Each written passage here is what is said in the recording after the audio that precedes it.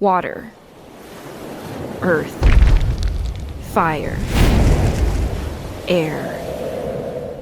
Long ago, the four nations lived together in harmony. Then, everything changed when the Fire Nation attacked. Only the Avatar, master of all four elements, could stop it. But when the world needed him most, he vanished. 100 years passed and my brother and I discovered the new Avatar, an airbender named Aang. And although his airbending skills are great, he has a lot to learn before he's ready to save anyone. But I believe he can save anyone. Aang can save the world. Ba, ba,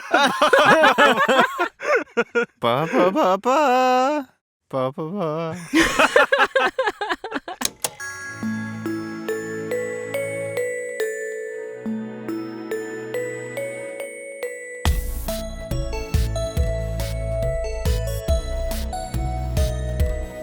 Welcome back to Nostalgia Club. What's that one? It's E.T. Oh. No, it's Back to No. the Future. Oh. That's E.T. It's all John Williams, I'm assuming. Yeah. Maybe. We're talking about Avatar, The Last Airbender. In case you couldn't figure it out. Welcome back. Welcome back. This is the first episode of season 3. Oh. Wow. My name's Victoria, and I'm joined by... Michael. And Jino. And we are 3 sound designers who like to chat about books, media, stuff that we read and watched as kids. Yeah. As a form of escapism from the realities of our adult lives. And sometimes directly embracing our adult lives because we work in entertainment. Whee! We're fine. Everything's fine. Off to a great start. Anyways, back to the topic at hand. Today we're talking about Avatar. We are all in different stages of the rewatch process. But we are all very excited to talk about this show. We've been wanting to talk about Avatar for a long time, but we were waiting for the right timing, aka the live action Netflix show to come out. I have some thoughts, but the main focus is on the OG show, the one that we all know well and love. Considered one of the best animated shows to ever grace your television screens. If you haven't seen it, what are you doing? I know. Let's give some quick background. So how did each of you start watching Avatar, discover Avatar? How many times have you watched Avatar? What are your fondest memories around the franchise, etc.? Do we want to start with Jino? Hi, I'm Jino Jang, and I watched Avatar The Last Airbender recently. I've probably done a rewatch, I don't know, every 2 years since high school. Big fan of the show. Love Sokka, Aang, Katara, Toph, Zuko, Suki. How many more characters can I name? Appa and Momo, Iroh, not Azula. She's evil. It just came to me, but Gino has a lot of Sokka energy to him. Yeah. Thank you. If you're tuning in for the first time, you'll have to discover this over listening to multiple episodes. But otherwise, welcome back. Do you agree? Write us in at nostalgiaclub@nostalgiaclub.com. That's not a real website. But Gino, Hello. you've watched this show every 2 years? You've done like a rewatch? Yeah, not consciously, but every once in a while I get a hankering for some animated Avatar and I'll put it on. My first experience with Avatar was actually the live action movie version, Ooh. which I watched on my TV, streaming from Netflix. Very, very poor quality.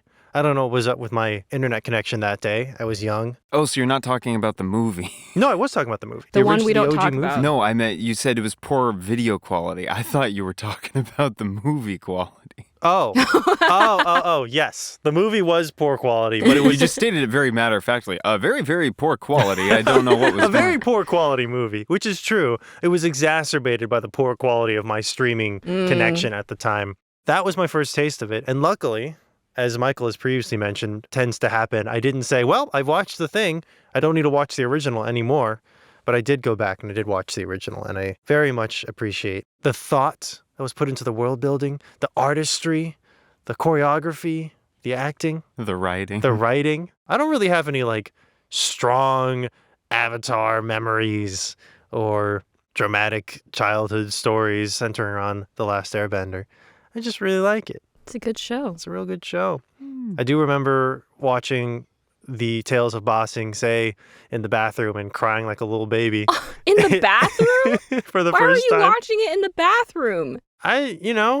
Sometimes you get a hankering for... I was not doing anything in the bathroom. I was simply standing in front of the mirror. I guess I just wandered in there. No, I understand it, though. Sometimes you just get caught up, I was one of those kids who, when I would watch things on my phone or my laptop, I would just kind of do laps around the house. Yeah. And so you just kind of wander around, and sometimes you hang end up out in the somewhere. bathroom, and then Iro starts singing about his dead son, and you burst into tears, even though the concept of a child dying is not something you even remotely understand as a child yourself, but the emotion hits. Yeah.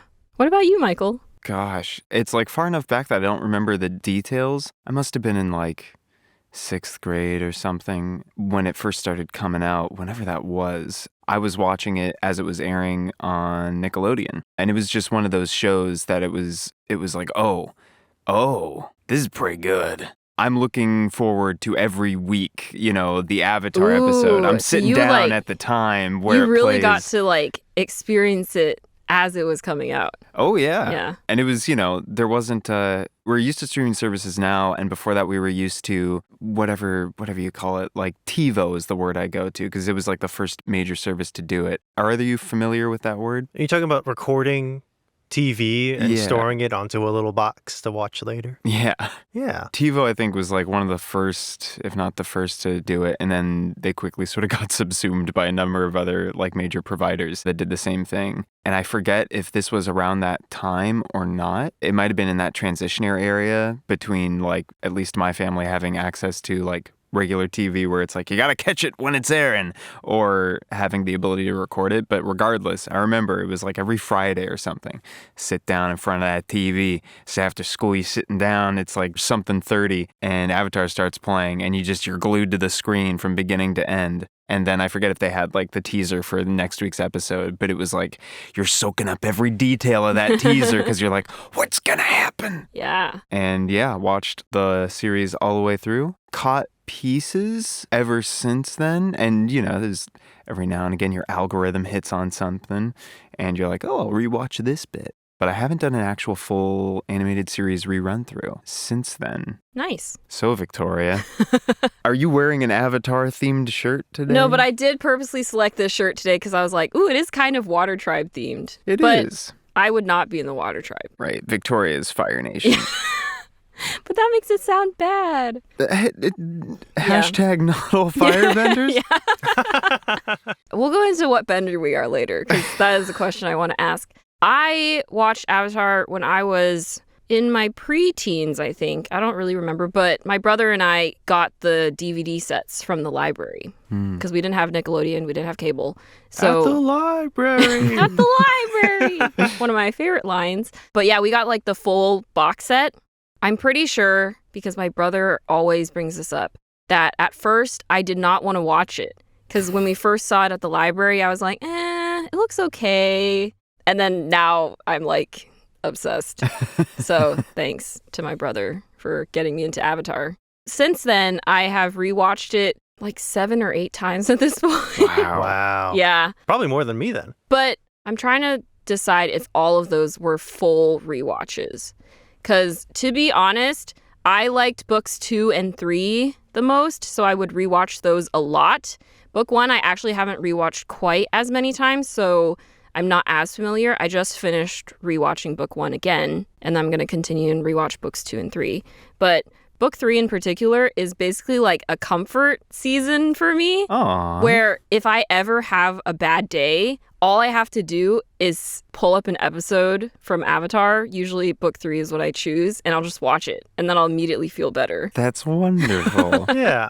So, yes, I love this show greatly. I also watched all of Korra, and I rewatched Korra a couple years ago because I wanted to see how I would feel about it, watching it all the way through. Because when Korra was coming out, I was watching it week to week. Yeah, me too. And Yeah. then Nickelodeon was like, we're going to make it very difficult for you to find Korra now. Yeah. It We've was hidden Korra away in a box and we've kicked the box into the ocean. It was a rough time. It was also like, whereas Avatar got to build a story over 3 seasons because they knew they were going to have 3 seasons, Korra did not have that. It was like, you're going to get one season. Oh, that one did pretty good, so we're going to give you another season. And then only after did they order 2 additional seasons. So that's why for me, books 3 and 4 of Korra feel the most cohesive. Books 1 and 2 are rough.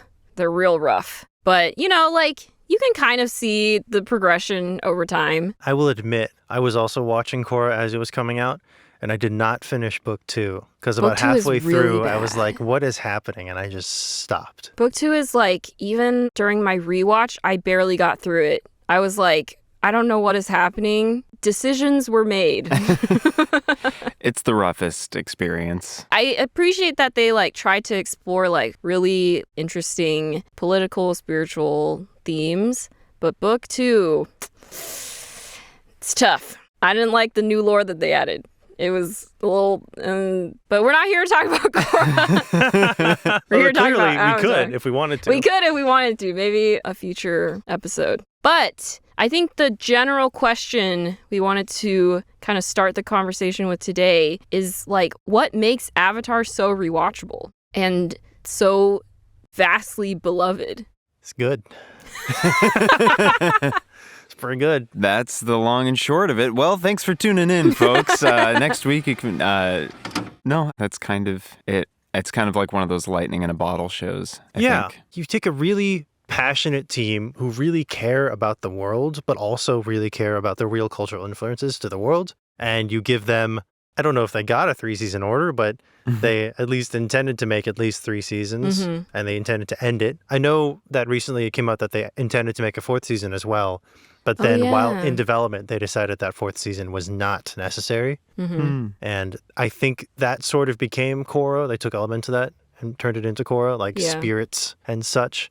But it's really tight writing, really tight character arcs. I think the thing that makes it stand out over other shows of its type and style is that it takes its audience seriously. And it trusts that its audience will have enough media literacy to understand the nuances of the themes that it's trying to portray and the nuances of the characters it's trying to present. Yeah. Which I don't think, and not to dip too far into the modern adaptation, but from what I've heard, I don't think the modern adapters? Is that the word? Sure. The modern interpreters of Avatar trust the audience. They do not trust the audience to understand what they're doing. And so, in that way, the current adaptation fails in some regard. But the original creators of the show decided they wanted to tell a story that was maybe not so traditional for the age bracket they were given. And thus were able to create something that resonates not only with children, but with adults of all walks of life. Anyone can watch Avatar and get it.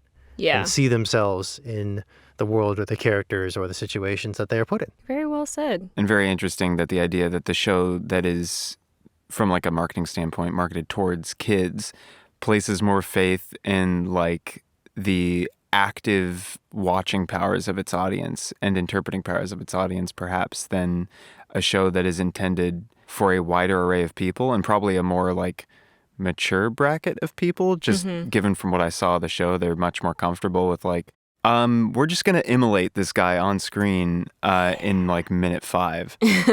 For context, I watched the entire live action adaptation. And then I suggested to Jino and Michael that they watch 2 episodes of my choosing, which was episode 1 and episode 6. Did you watch both of them or did you only watch one? I watched most of 1. I had a real tough time. I was like, I remember the original pilot. I'll just skip to areas that seem like they might differ. Yeah. So I watched most of it, but it skipped around a little bit. I was like, I don't need to see Aang creeping around the ship after escaping. I know the point. He gets out of the ship. Yeah. But I watched the entirety of the other one. Because I know you said that there were things in that one that added to your conception of Zuko and Iroh's relationship. And yes. whatnot. That's my overall thought on the live action, which was most of it, the writing, not great.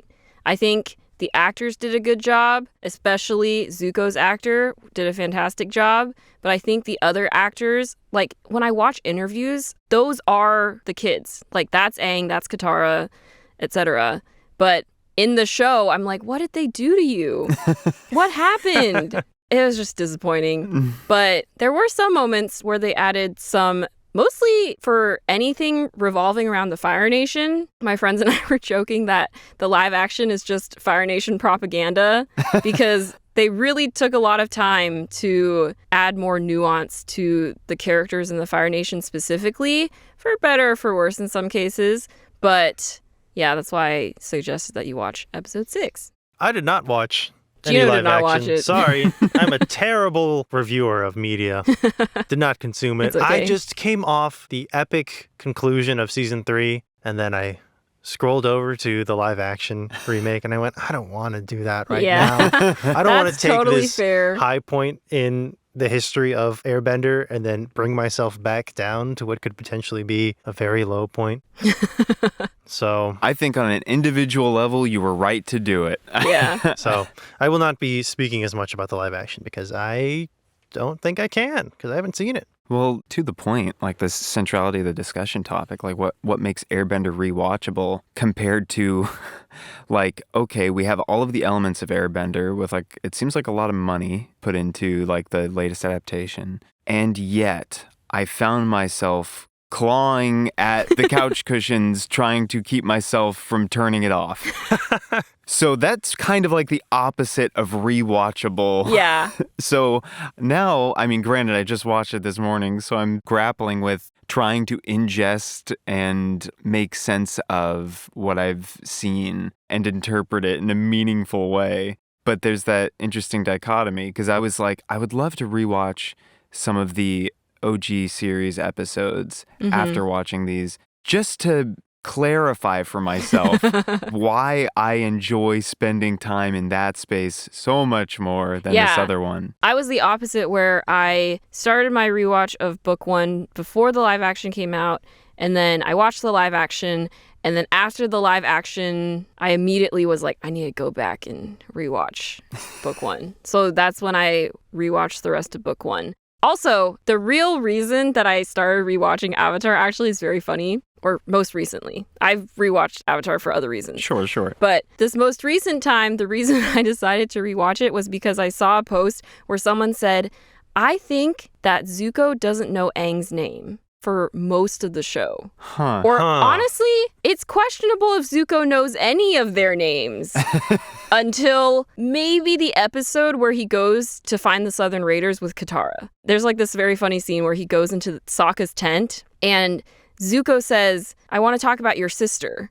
And then Sokka says, Katara, blah, blah, blah, blah, blah. And only at that point does Zuko start referring to Katara by name. Wow. I think you're completely correct. I think that so post is funny. correct. Yeah. It's so funny because I every love time that. he just says the Avatar, or he refers to Katara as like, you southern water bending peasant or whatever. Yeah. There's also the scene when he first joins the gang and he says, hi, Zuko here. Because he's like, I don't know your names. Maybe you don't know my name. Yeah.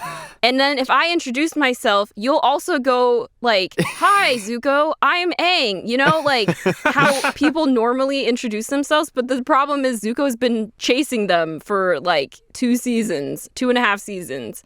And they're not down to make introductions.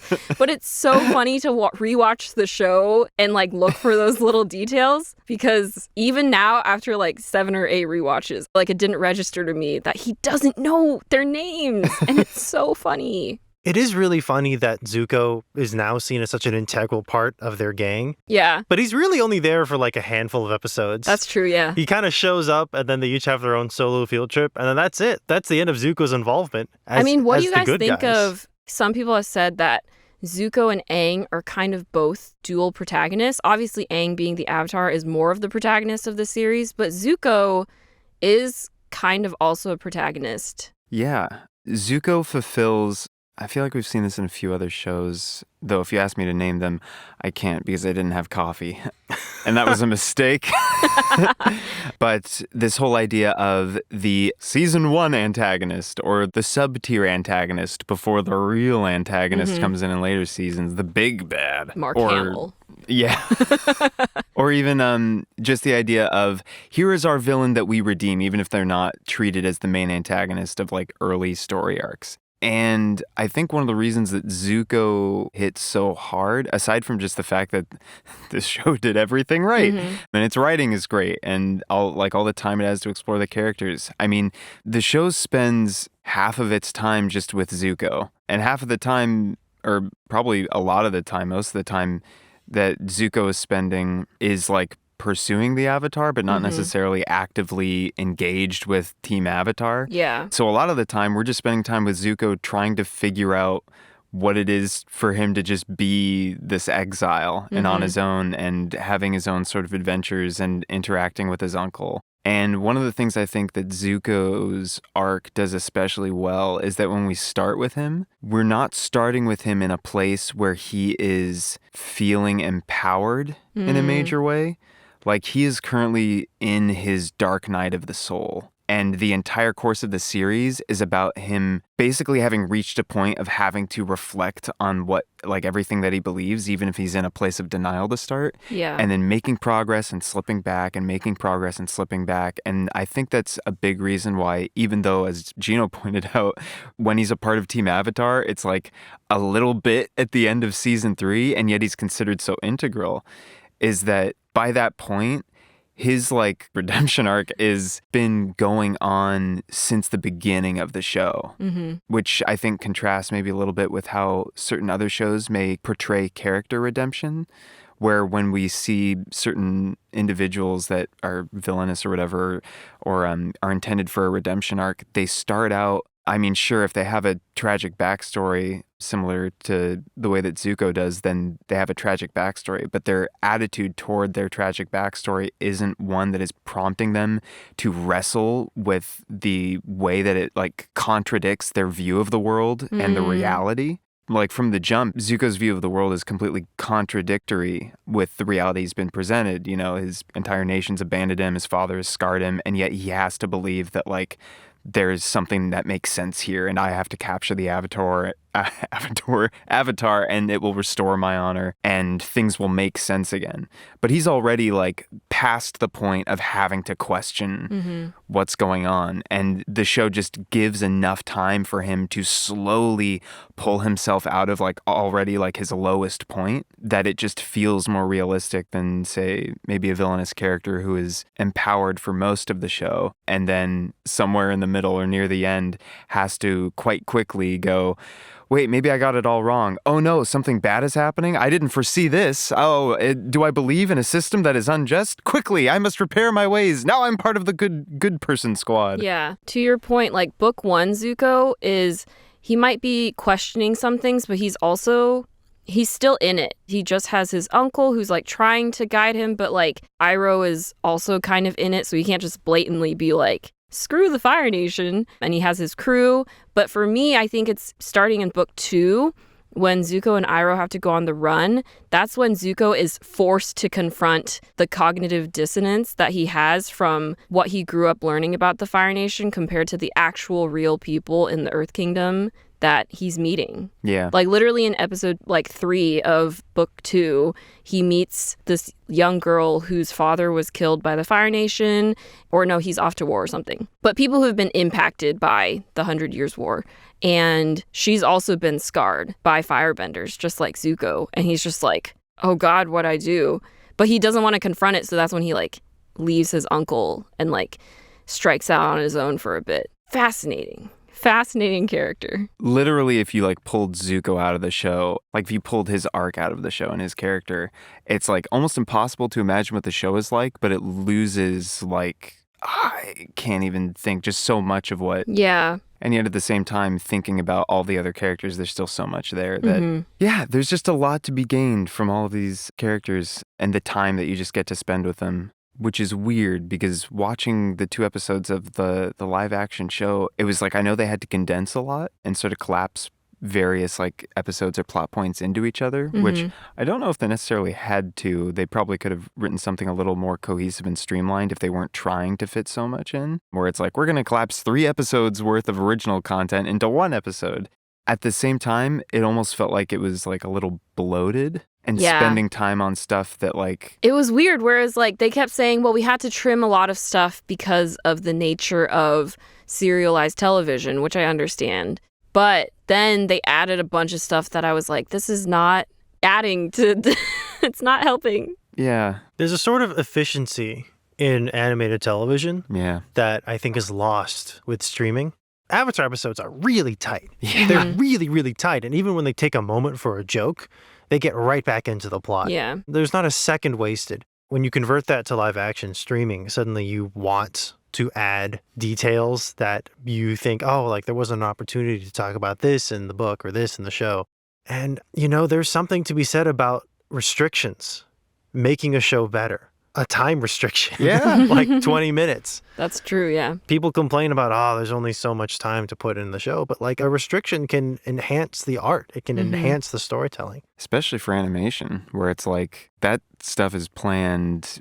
It has to be planned to very particular points and details. I mean, you can see examples of where certain filmmakers have like tried to change that, and they sort of, I don't know, I'm thinking of some of the rumors around Spider-Verse, the latest one, and thinking of similar stuff with one of the producers or execs around Disney's Black Cauldron, like way back when. Yeah, but they were like, hey, can we get a different angle? Can we cut that? Can we edit that? No. Yeah. It's drawn. That's the image you got.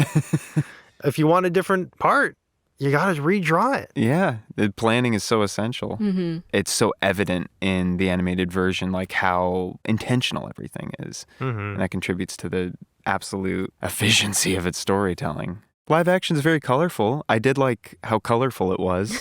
Well, I mean, like literally colorful, because there's so many shows that are like, oh, wash it all out. That's true. Grayscale. And this one's like, saturate everything. I'm curious about the transition of the costumes to live action, because I've seen in other shows when you take an animated character's costume and you try to paste it into live action, it ends up looking like a costume. Yeah. Yeah? Yeah. Was that accurate? A lot of the costumes look like they didn't have enough time to properly like weather them so that they look more realistic. That's why they look very cartoony and like they sit weird on some of the characters. From what I've been hearing is that the live action Netflix adaptation did have a lot of timeline issues. Like they were very rushed to get everything done. I believe and it shows clearly the script needed more work. Clearly they needed more time. Clearly some of the VFX costumes, VFX. Yeah, like even like there's it's super the impressive. water bending looks bad.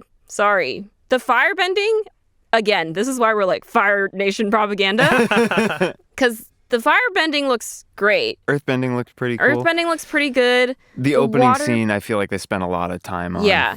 The water bending, like it looks cool in some moments, but in other cases, the physics of the water is not quite accurate to how water would actually be. It's not very free-flowing. It looks almost too slow sometimes, which is not what you want with water bending. Same with the airbending. Sometimes the airbending, I was like, I don't know about that. But, Well, it's weird to think about in the cartoon, we see the airbending. But if we were actually there living in this world, airbenders, there'd be like nothing. Their powers would be invisible. So Aang on his little air scooter, he'd just be floating. Yeah. Yeah. And that's kind of how it comes across in the show, is that you see sort of like a blur of movement because that's the air at work. They do a good job, given what I'm sure was absolute hell on earth, but it's unfortunately not to the degree that I would want to watch the show. Yeah, that's fair. Sorry, we keep talking about the live action. I still contend that it's relevant, because if we're talking about what has made Avatar, what has given it such staying power, why do people keep coming back to it and going, maybe we can remake it?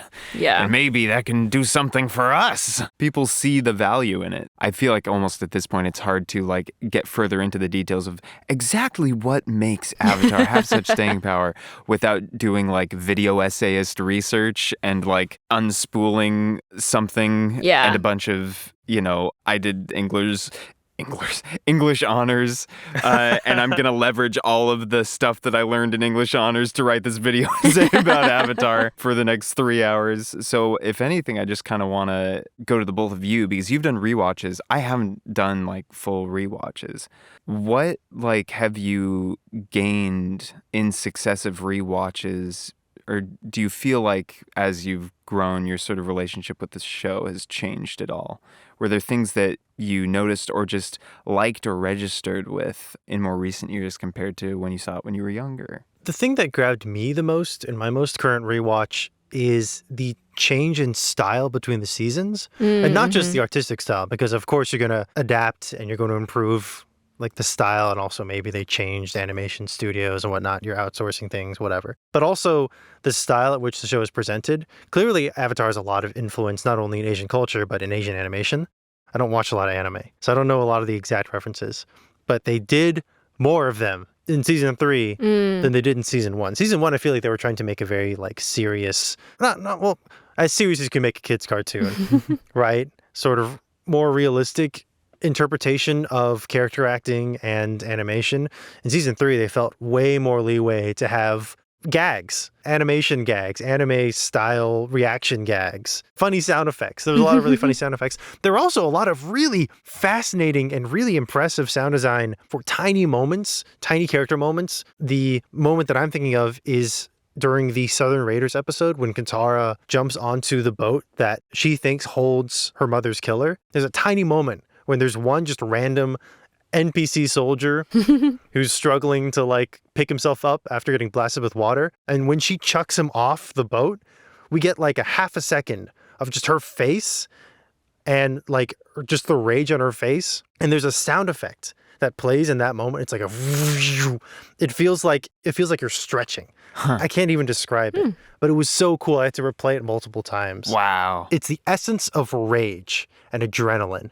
It's like pure, uncontrollable, unbridled Wrath. fury coming out of this like few frames of Katara. It's just like her face. You can't even see the background. It's all just like lines like flying by her. Wow. And just this one stretch sound effect. So cool.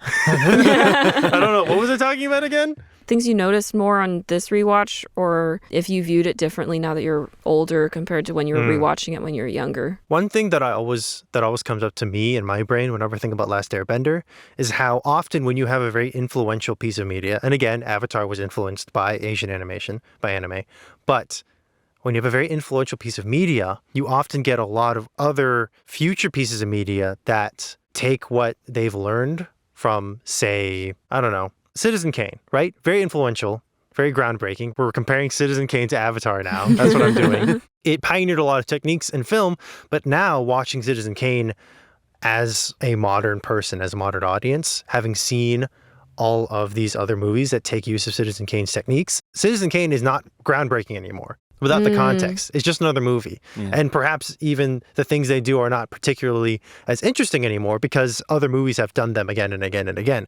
With Avatar, it does what it does really, really well.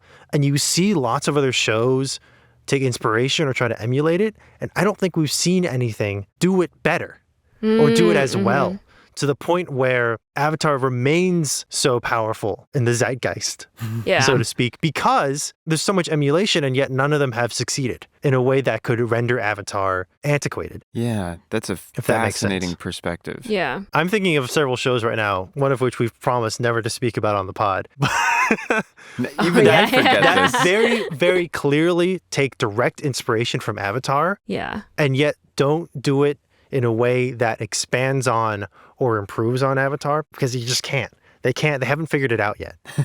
And so Avatar stands, and yet it remains as the pinnacle of what it can do, of what it does. That's incredible. Because I know it was when Spider-Verse came out, it was a huge like mode shift for animation. And then you see all these other animated movies.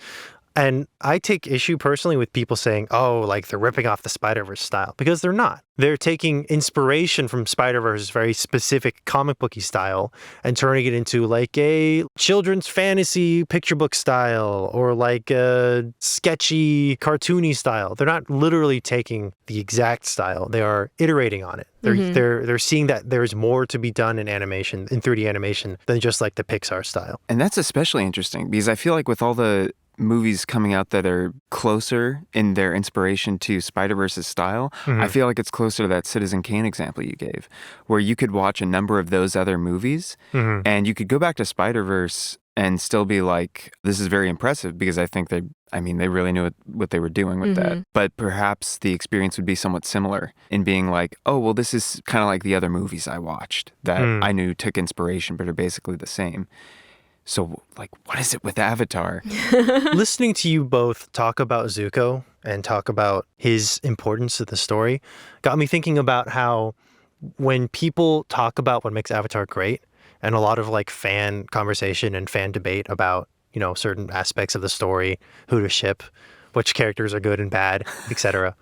There are aspects of the show that are really stand out, that really make a huge impact, and people pull those out of the show and say, this is what makes Avatar great, which I think is fine if you're just a fan consuming the show. And as a fan, you are allowed to interpret media however you want, because that's your right as a consumer of art. But as a creator, when you cherry pick out these moments and say, this is what makes Avatar great, this was what will make my show great, that's where you fail. Creators, TV show, that's where you fail. Me, random man on the street. No, it makes sense. Zuko's arc is great, but there's nuances to it that people don't see. The fact that he pushes forward and then he slides back. The fact that Victoria, like you said, like he's trapped in this almost self-induced hallucination that this is what he needs to do to get back his honor when the world is telling him otherwise so clearly. Other elements of Avatar, like I feel like people don't value Aang's arc as much as they value Zuko's arc. Aang's arc is so good. Aang's arc is incredible, great. Right? But it's not as in-your-face dramatic as Zuko's arc. That's true, yeah. Right? The Ember Island Players episode, people talk about this episode all the time, mostly because I think they assume it's a reaction to the live-action movie, and they're just like mocking it. But I think it's also a really excellent self-analysis of the show, and also really excellent analysis of the audience's reaction to the show.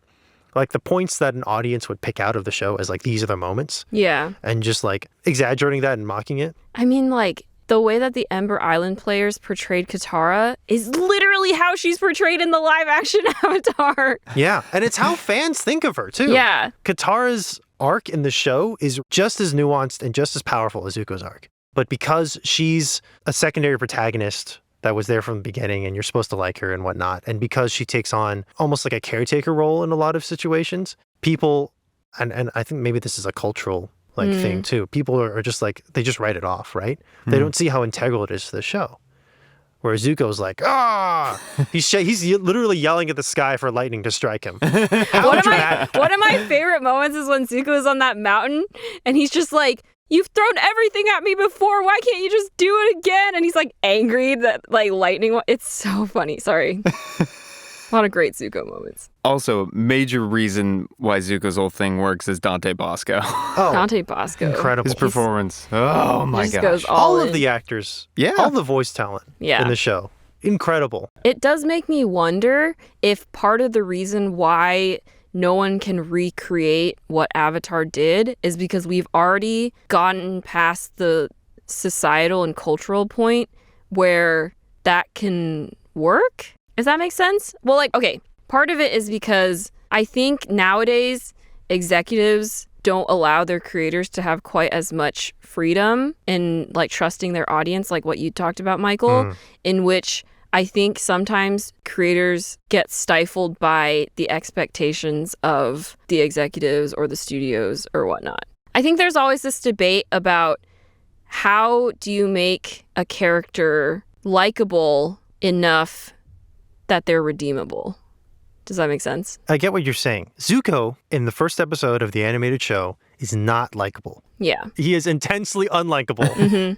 And they don't really do anything to fix that for a couple episodes. Only when you start to understand why he's unlikable Yeah. do you start to sympathize with him. And it still takes a really long time and a change of hairstyle before you start to really root for him. But now, having seen Avatar, all of us, we like Zuko. And so when we want to adapt Zuko, we need him to be likable. We can't make him a gross, bad man again, a bad true. child again. I do think it's interesting because now that they're making the live action Avatar, they have all the context. And even like when the actor is playing Zuko, he has all the context of where Zuko is eventually going to be. I guess he has to like hold in balance like book 1 Zuko with book 3 Zuko. But that's like, I feel like that drags the character back. Like with Sokka, right? Sokka starts out as like a misogynistic, self-righteous, big boy warrior man, warrior boy, right? And he becomes a very caring, empathetic leader. Yeah. And then when you create Sokka for the live action show, we've already fallen in love with the caring, empathetic leader. And so to reduce him back to what he was. Yeah, it's tough. And so they didn't. Yeah. And so, and then it was bad. Yeah. Right? No, I agree, because another thing I didn't see it. another thing that was Regina's heard. rough about the live action is I felt like the characters were too emotionally aware.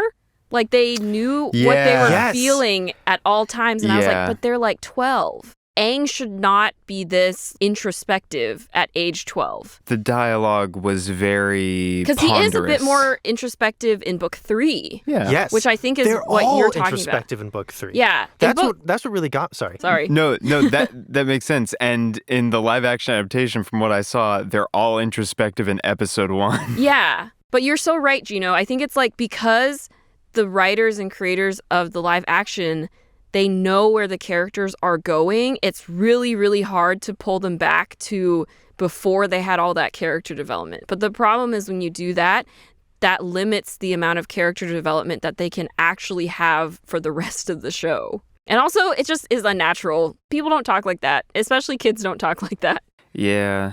Can I ask, because I noticed episode 1 ended somewhat like this, and the other episode you recommended, 5 or 6, 6. ended sort of the same way, and I was wondering if each episode does this. There's like an ending monologue that plays what? over kind of a montage of all the characters going about their stuff, wherever they are in their journey. And it's sort of like a monologue that I guess is supposed to be about like what the theme of that episode was. Oh. But it Yes, kind of okay.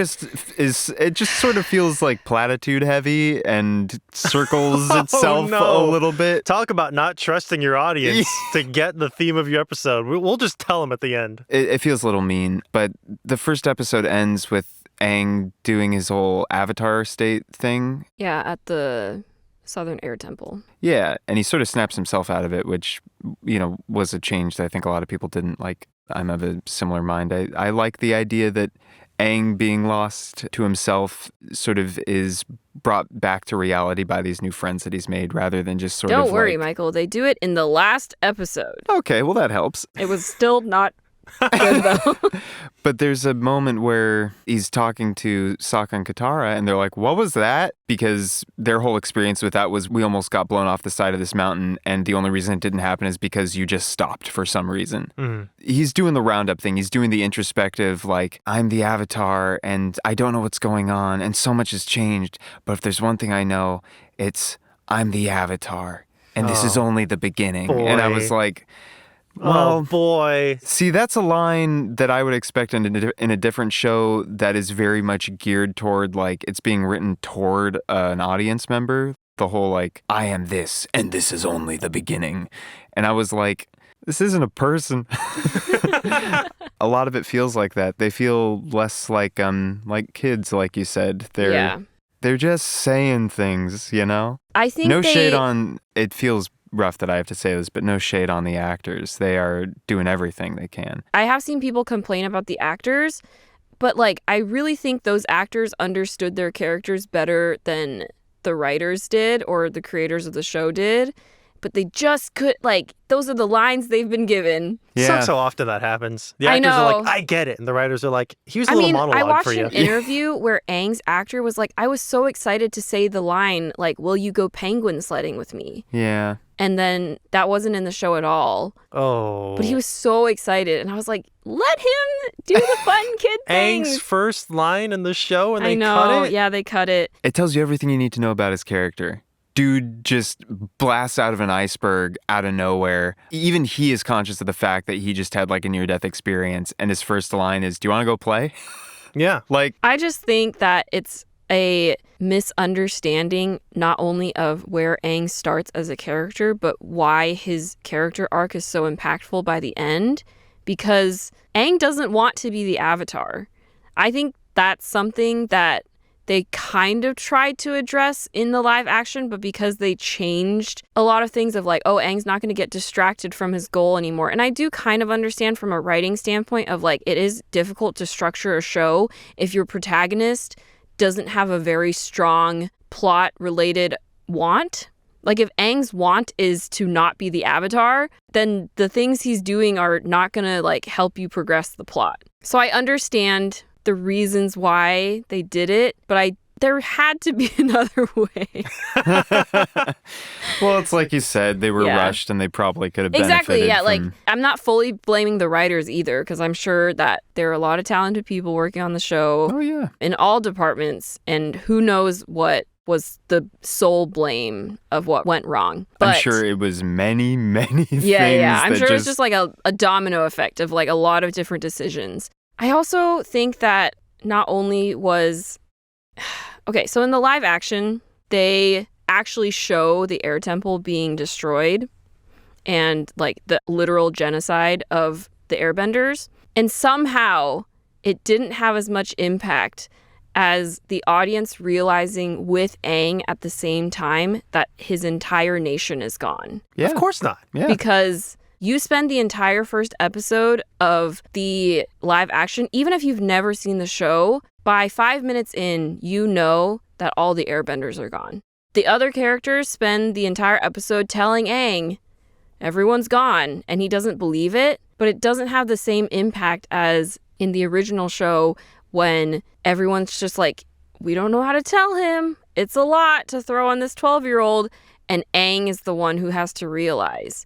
And so then when he goes like full Avatar state in grief in the live action, it doesn't have the same impact. It also feels like we're just rehashing the same exact thing over and over because people have been saying for the last 30 minutes of the show that all the airbenders are gone. So we're like, we know, like we get it. So then it's like, oh my gosh, why are we doing this again? Like it cheapens the whole moment. Also, okay. Sorry. I'm just going into a whole rant now. Go do off, it. Queen. But you're right. Yeah. The other major thing is because they're showing the Fire Nation attack on the Air Nation, you see the airbenders like fighting back, which I don't think that's like wrong. Like I do think that the airbenders like would have fought back in self-defense. Let's not forget, Monkey Yatso's corpse in the animated version was surrounded by like a legion of dead Fire Yeah. Nation soldiers. He went took out like a bat. He took out a battalion. Yeah. But I think like they didn't get the nuance of the reason why the Fire Nation targeted the air nomads first was not only because they knew the Avatar was there, but because they viewed them as weaker, as too peaceful to like fight back. Yeah. And that's what makes Aang's arc at the very end of the series that much more impactful because he looks Fire Lord Ozai in the eye and says, I am not going to let you take away my nation, my culture, and I'm not going to kill you. I think you're absolutely right. I think it's, again, now we all know as an audience, that the writers know that the Air Nation is gone. And so they're just like, well, just put it right at the beginning because it's cool and people want to see that. And because we all already know, and so why not? Yeah. But again, like, you have to remember, you can't introduce an Aang that already knows. Yeah. You need to work with an Aang who doesn't know. Just like you need to work with a Sokka who's a misogynist. You can't introduce a Sokka that's already gone through his character arc. Yeah. You have to start at the beginning. I don't like Sokka at the beginning. Sokka's one of my favorite characters by the end. But that's what makes it so good. Is because they managed to make me care about a character who, like, every other line, not every other line, but, like, a lot of his lines early in book one are just, like, jabs at women. But every time he does it, all the characters call him out for it. Yeah. Like, there's a second where I was like, you know, Sokka, you're right. Yeah, the show doesn't treat him as right. It proves him wrong in all of those instances. And someone told me, they were like, well, maybe they just think that kids won't get the nuance of this character is saying something, but it's still wrong. And I was like, obviously kids will understand because they did it in a kid's show.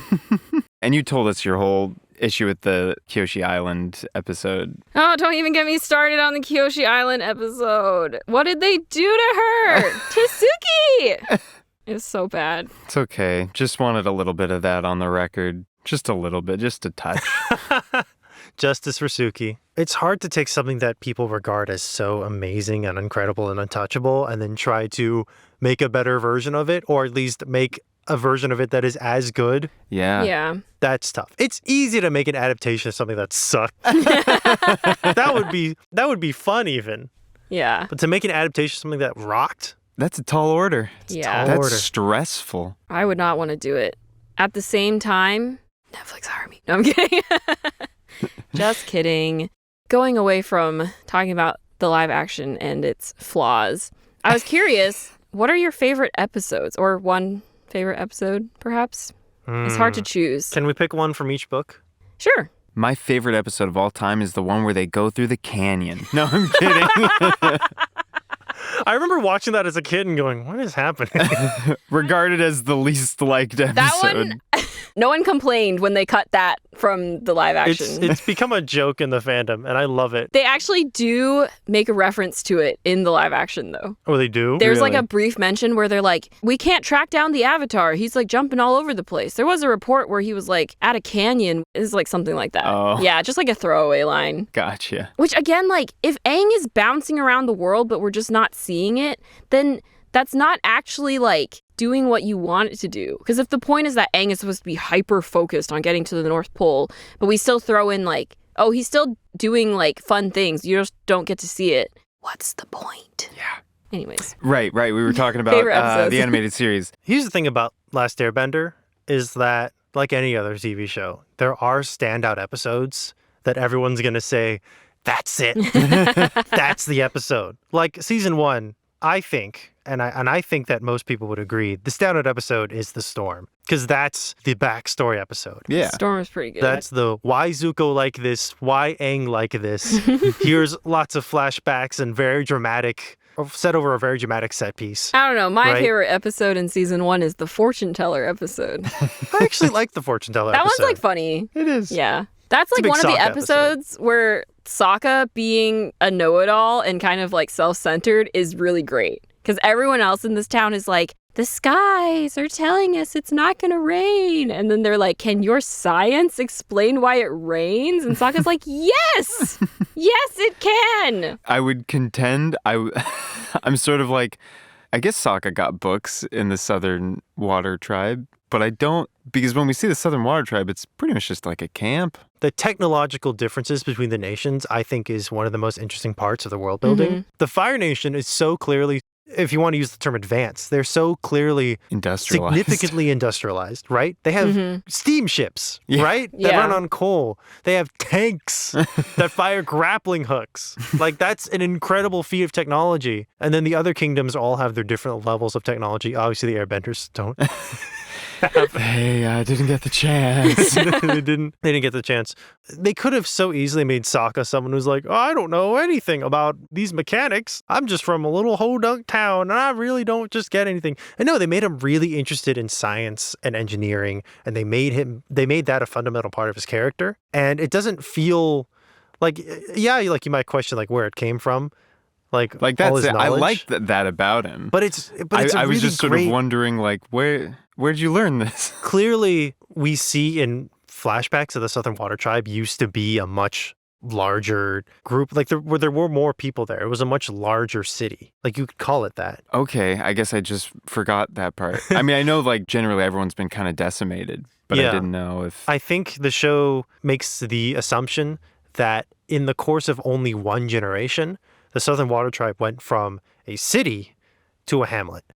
Yeah. Because of the constant Fire Nation raids. So you could Gotcha. assume that there was some sort of not only loss of culture, but loss of knowledge when something that devastating happens to a group Right. of people. But not so comprehensive that it's all Right. gone, yeah. Yeah, Sokka could have retained, like... Sokka was also a little bit older when like his village was raided when their mother died. No, it makes Yeah, sense, because even without the presence of any kind of, written information, there's oral tradition. Mm-hmm. And Yeah, Yeah. I'd also say that, like, one, it's a joke that's, like, played for, like science explains how it rains, but also the fundamental concept of water evaporation, I think, would not escape Water Tribe? water tribe. No, that's a very good point. Yeah, I think it's a lot of like traditions that were passed down over time. I assume like if Sokka has an interest in how things work, then he probably like experimented on things, did his own observations, employed the scientific method, stuff like that. Like Makes Sokka's intelligence, even throughout season 3, it's clearly shown that Sokka's intelligence does not equate his ability to like build a steam engine or like invent a car, right? Like his diagram, his schematics presented to the inventor of the submarine is like a child's drawing, Yeah. right? But in his brain, works. Yeah, but it's shown in episodes that are more Sokka focused that he is a problem solver who thinks logically, but he also thinks outside the box. Yeah. And that's what makes him so clever. That's why he was able to finish the invention of the hot air balloon. That's why he was able to become a pupil of the swordmaster Paku. It's because he thought outside of the box. It's not Paku. No, Paku's the waterbending master. Who's the swordmaster? Pian Dao. Pian Dao. He shows up and he's like, "Hey, I'm Pian Dao. This is how I talk. Sokka." Is it the same voice actor who did Zahir? I just think it's funny Sounds that, like, similar. when he's training Sokka, he's like, "Sokka, you must remember, a warrior always observes the environment very quickly." And then when they meet in Blaver and he's about to go to war, he's like, "Sokka, I'm about to go to war to invade Ba Sing Se. I'm so glad you're alive." He's like, "Oh, that's just how he talks all the time. Got it." He's played by Robert Patrick. Zahir was played by Henry Rollins. Never mind. I just thought I recalled similar voice. No kingdoms. No kings. Okay, but Sokka's meteorite sword, I just want to say, most devastating loss in the world of Avatar was when Sokka lost his sword. Yeah. He lost Boomerang, too. He lost his boomerang! But I don't know. And he almost lost Toph. In order of devastation. Okay, Michael, do you have any Sorry. favorite episodes? Gosh, see, this is where not having done a recent rewatch, like since I was a kid, That's true. really hinders me. Well, one I remember from the first book is when they go to the island that hates, or that village that hates the Avatar, because Kyoshi killed their great and powerful leader for being an expansionist jerk. That episode annoys me, but then it redeems itself at the very end. And so I like it. I don't know why I remember that one, but I remember like the wheel of punishment or whatever that they spin. And there's like one little thing that says community service, and then a bunch that are like horrible. They were going to death. execute a child. They were going to execute the Avatar. They were ready to do it. And I love it when Kyoshi Avatar states into existence just to be like, "Yeah, I killed your guy. He was an deal with it," and then is gone. Yeah. Ah, Kyoshi. My hero. I think that was in book 2. Was that book 2? Yeah. I think that was one of the earliest book 2 episodes. Yeah, it's like before they meet Toph. Oh. They bumble around for a bit, and then they go into a swamp, and the swamp's like, "You got to find Toph." And then they find Toph, and then Toph beats up Aang a bunch, and then they go to Ba Sing Se, and then the government's there. There is no war in Ba Sing Se. Gosh, book 2 just goes so hard. Like, all I'm thinking of are book 2 episodes, That's frankly. fine. I only let Jino say his favorite episode from book 1, so. I mean, let's be clear, the season finale of book 1 is fantastic as a culmination of things. Book 2, love, like, where Zuko just sort of, like, hangs out with that family for a while when they don't know who he is. Yeah. Very, if you've ever seen or heard of the Western Shane. I was thinking of, like, is it Seven Samurai? Where they, like, show up and the village is like, "Help!" And they're like, "We'll defend your village," and then they all die or something. Yeah. It's like that, except if they found out one of the samurai was the leader of a foreign nation and they kicked him out because they didn't like him. The reason I go to Shane is because it's just like one guy instead of 7. Makes sense. Yeah, Zuko alone. The episode when Azula and her friends first show up and they're just like hunting Team Avatar, and it's just like a battle of attrition because they can't get any sleep. And they're all just going insane in infighting. That one was cool just because it was fascinating, because it's like, oh, the battle here is just like, you cannot rest. Like, how is this going to go? How's this going to end? Anything in Ba Sing Se, Leaves from the Vine, episode with the drill. You like the drill episode? I do. I've found I know a lot of people that were one to be- disappointed. I've read that people were disappointed by it, but I don't know why. I think people were saying it was too long or boring or anticlimactic, but like, I don't know, they fought a big drill. Yeah. What's wrong with that? I remember when it was first airing, the way they marketed it was like, upcoming on the episode, The Secret of the Fire Nation. And everyone was like, The Secret of the Fire Nation? What's this going to be? But they showed the drill in the promo. The secret's that they have a big drill. Yeah, the secret was they got a big drill. I got a big old drill. And I remember watching the episode and being like, oh, that was cool. And my friend was like, wait, what was the secret of the Fire Nation? And I was like, oh, yeah, I think it was just the drill. And he was like, that's it. Frankly, it's just the longer things go, the more complex they get. The Blue Spirit episode, I think that was season 1, right? Yes. That one's fantastic. Gotta suck on these frogs. Gotta suck on those frogs. And the Yuyan archers. I love how you get tidbits of like sub-factions or subcultures. Yeah. Mm-hmm. And then sometimes they hang out for longer. I love the weird ways that like power segues into itself. Book 2, the like royal guard basically of the Earth Kingdom just sort of like folds into Azula when she like just like turns it into a puppet state, stealth mode, and just start like working for her basically. And it's like, I love the weird little complexity of that because they even just show up in the Fire Nation. They just Making like politics cool. Yeah. Something Star Wars could never do. Seriously. Speaking of Star Wars and the Yuyan Archers episode, they have Aang run at super speed, and then he forgets how to do it in season 3. He never does it again. Which is much like the Jedi in episode 1. They got super speed and then they forget how to do it for the rest of the movies. Whoops. That could have been useful in a number of situations. Obi-Wan Or super speed. trying to save Qui-Gon. Anyway. Yeah. I was thinking about the Clone Wars cartoon. If all the Jedi generals had super speed. Oh my gosh. And the droids are like, die, Jedi guys. And the Jedi are like, you're dead now. Yeah. We're too fast. You can't even shoot me. We're the Flash. We're all the Flash. We're all the Flash. Zoom. The Emperor's like, execute Order 66. And the Jedi are like, and we took your pants, Palpatine, because we're the Flash. What are you going to do? We're You too got fast. lightning? We just pantsed you. Anyway, sorry. You got lightning? We got practical jokes enforced by superpowers that we forget about. Anyway, and then book 3, I don't know, sure, just all of book 3. Why not? All of it. All of book 3. Not a single bad episode in book 3. All hits. Yeah. All bangers. What's your favorite episode? Really quick, Victoria. My favorite episode, I really like the Boiling Rock part 2. I mean, both parts are great, but part 2 specifically. It's nice to watch them back to back. Yeah. And it's just like one long prison episode, and you're like, ooh. It's so good. It's like Sokka and Zuko are like, you know, what if we like broke into one of the most highly fortified Fire Nation prisons and rescued everyone? I mean, they only end up rescuing a couple guys. Three people. Or I just meant like, I guess they technically went for Sokka's dad, but then Suki also happened to be there, so they rescued her too. You know what I find funny about that episode? Is like that random guy who like ropes himself into the plan Yeah. and then that fails, and then he ropes himself into the second plan. In the first plan, he's like, this is my girlfriend and my best friend. But the second plan, he's like, nah, it's just me this time. They can stay here. That's true. Yeah. The animator was like, I don't want to animate 2 more people. What if he just forgets? What if he's just a jerk to his best friend and his girlfriend? No, I just love that episode. That's like the tipping point when Azula starts to lose it. That's when Suki jumps on a bunch of people's heads and captures the warden in like 30 seconds. Amazing. It's when Zuko starts really proving himself. Yeah. His like relationship with Sokka is really great. That's a good episode. And like the moment when May says, I love Zuko more than I fear you. Peak. Oh, there's the puppet master in book 3. Oh. Which is when they meet Hama, Amazing. which is just so devastating on so many levels. It's like Evil waterbender. one of their like darkest episodes, I think. Maybe the darkest Katara got episode. some of the darker episodes towards the end there. Yeah.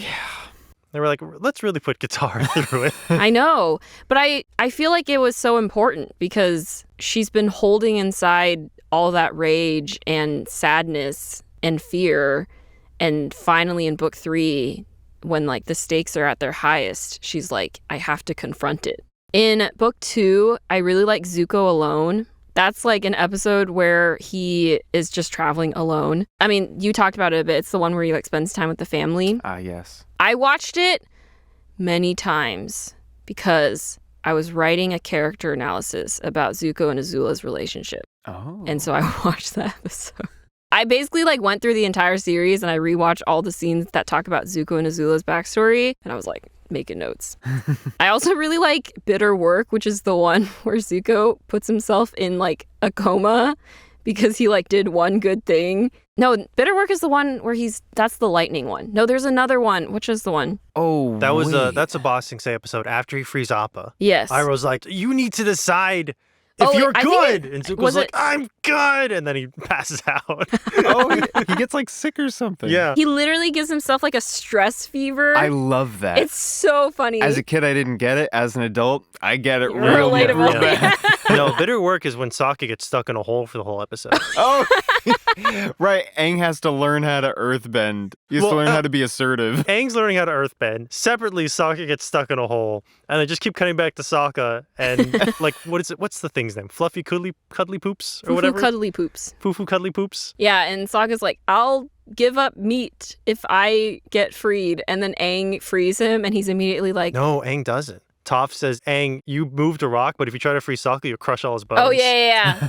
I'll do it. And then she just pops Sokka Yeah, out. that's right. Speaking of Toph, great character. Love Toph. I feel like Toph is both glorified in the fandom, but also misunderstood because her character arc is not as obvious. And also it ends in a place where I think people just kind of miss the end of it. Yeah. That's because true, yeah. her character arc, like culmination episode, is the runaway, which happens before Zuko joins the team.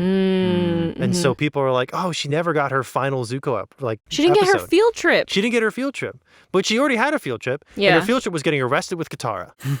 That was her, Which is that was her infinitely field better. trip. I love that episode because that's the episode where Katara she has like a big fight with Toph and Sokka, and then Katara goes off to like be alone for a bit, and then Sokka and Toph end up having a conversation that Katara hears, and Sokka says that when he imagines his mother's face, he thinks of Katara.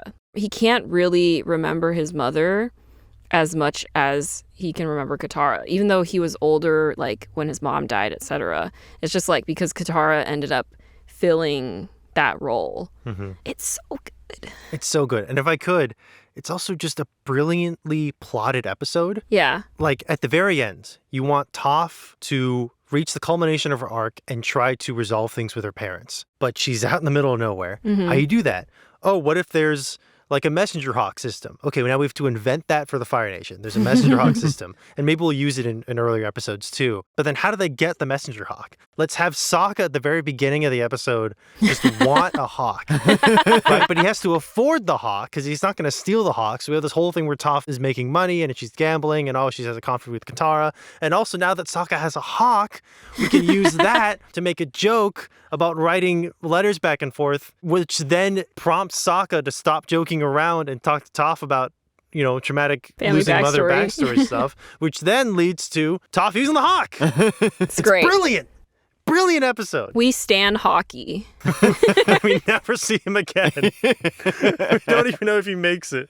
No, he gets intercepted. No, that's a different episode. That's different. Sorry. I gotta rewatch. That's when Aang is like, haha, no one will see me. And then they see him and they're like, we got to send the hawk. And then Combustion Man's like, I'm going to eat that hawk. He doesn't eat the hawk. He captures the hawk and ties up the hawk and then leaves the hawk to perish by the elements. Bummer. There's so many good moments. We could talk endlessly, but we do have to wrap up the episode. Okay. So last question, because I said we would talk about this at the beginning. What element would you bend if you were, I guess you could also be a non-bender. You could just have a weapon of choice. What would be your weapon/element of choice in the world of Avatar? Cabbages. That's a good one. Every time I go to the store and I see a cabbage, I go, oh, I love cabbage. But that's a big cabbage. I don't want to commit to that much cabbage. And then I don't buy the cabbage and then I'm sad. I was like that, but then I discovered one recipe that I can make with like a bunch of cabbage. And so recently I've been eating a lot of cabbage. And it's pretty good. Get your veggies in. It's easy. It's cheap. What about you, Victoria? What nation would you be a part of? Okay, I would be a firebender because I have a short temper. That's really I don't know if that's true. You haven't seen it, Jino. You are very composed at work. That is, I can see the rage bubbling behind your eyes, but your professionalism gets in the way. Yeah. Internally, I'm like stewing, So that's why. That's not healthy. I know. But you know what is healthy? Cabbages. Perhaps I can help enjoy these cabbages. I want to be an airbender, but I think I'd probably be closer to like a waterbender. I don't know. Do you say that because you're like, oh, I'm not like truly at peace enough to be an airbender, like truly like one with the notions of balance and like. No, I just think I'd mess up the airbending. Like waterbender, like I get like what water does, but air's a little too conceptual for me, Okay. I'm like, whoosh. Where is it? I don't know. It's all around us. When the fish is in the river, does it question the water? You are pretty like go with the flow. Yeah. Yeah. Gino's pretty waterbendery. I feel like if it wasn't cabbages, I feel like it would be air, but like not because I think it's like, air, the balanced element, but just because it's like, make a little breeze. I think in my day-to-day life, I'd probably use waterbending the most for like washing dishes and stuff. Because if I'm going to earthbend in my apartment, listen, that's my security deposit We're not gone. talking about realism. Okay, if I lived in the world of Avatar. Yeah, this is if you lived in the world of If I Avatar. lived in the world of Avatar, I don't know. I'd just be a guy.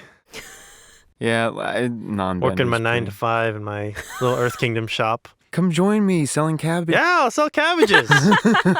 We don't see the Cabbage Man a single time in season 3. Do we not? He's mentioned by name, but we never see him. Huh. Yeah, he's mentioned in the Ember Island Players episode. Because they spend the whole time in the their, Fire Nation. He's their primary source. Be kind of crazy for him to swim across the water. I guess. He's like, the Fire Nation, the Avatar will never find me here. And then he's like right there. And he's like, no! Bring back the Cabbage Man. There's a reference to him in Korra. Oh yeah, he starts a corporation. Yeah, like a giant produce corporation. Yeah. He becomes that He becomes that a world's capitalist. Ford. He becomes Henry Ford. Yeah. Making his Model T, Cabbage T cars, whatever. I mean, no, I think technically Asami's dad is like... Asami's dad is making nice cars. That's right? true. The cabbage man can be Monsanto or whatever. No, but he's literally Ford. Like, I think his cars are like, they're called the Cabbage T or whatever.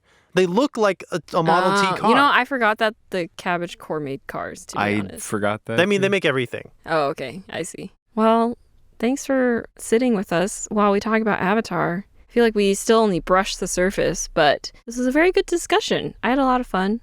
If you like that, please consider subscribing and leaving a rating. It really helps us out. Also, you can send us suggestions or comments or just say hello by emailing us at nostalgiclubpodcast@gmail.com or following us on Instagram at nostalgiclubpodcast. And now, Victoria and Michael will sing the national anthem of the Earth Kingdom. Oh, Earth Kingdom. I don't know what I thought you would do. Why did we both start with oh? Oh, just like, say, can you see? I guess. This I didn't know what to start with, but then I saw you like rock? vaguely start making the shape of like, oh. Michael, it's because we share a brain cell. Oh, yeah, Yeah. you're right. There it is. Any final thoughts? Shout out to the first shipping AMV I ever saw my entire life. Wow. It was a Taka music video. I don't remember what the song was. Relied pretty heavily on that one clip of Sokka pulling Toph along by her hand when they run across the airship, which out of context, maybe, but in context, she can't see. Yeah. And they're running for their lives. And when you watch the show, there's not a lot of Taka, There's that one moment where she kisses Suki on the cheek, thinking that she's Sokka, Oh, yeah. Oh, yeah. which I think is funny. That's it. Just want to shout out the person who sat down and made that.